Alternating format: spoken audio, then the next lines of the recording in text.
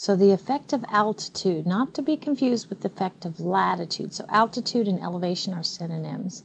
So as you go up in elevation in the troposphere, and that's where we would be measuring surface temperatures, as you go up in elevation in the troposphere, temperatures get cooler.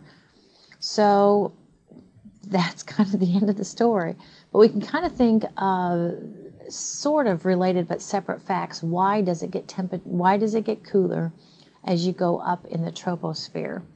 And one is that as you go up in the troposphere, you're getting farther away from this kind of, the Earth is kind of acts as a mini radiator where it re-radiates thermal energy. But the other is that as you go up in the troposphere, as you go up in any layer of the atmosphere, the air gets thinner. And as the air gets thinner or less dense, more sparse, however you want to say it, there are fewer gas particles up there to interact with the incoming sun to make it warmer.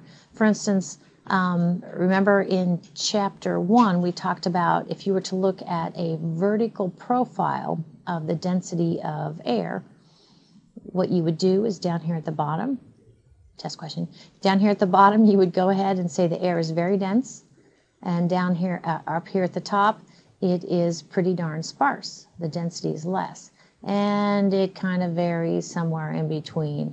Kind of quickly down here near the Earth's surface it gets very dense. I don't know if you see my little spots very well.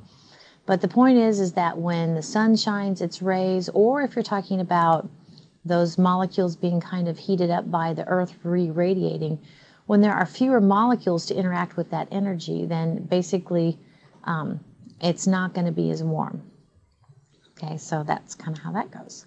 So a couple of locations, I don't know if you can see this. This is the west coast of South America again. We have Quito and Guayaquil. I'm not sure if I'm pronouncing that right.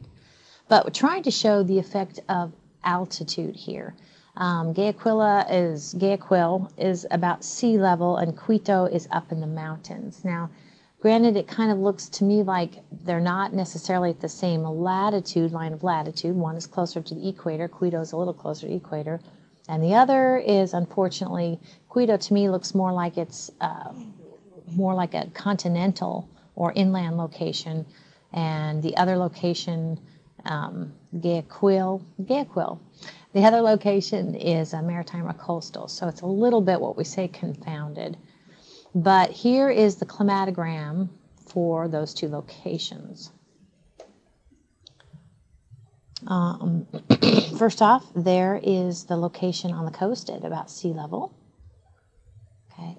And notice that it is pretty darn flat. There's not much throughout the year, much temperature range. But focus also here that its temperature is going to be warmer than its counterpart in the mountains. Okay, so this is Quito, and it's in the mountains. And notice that throughout the year, its temperature is a lot colder. Is the point here. So the effect of altitude or elevation on monthly mean temperature.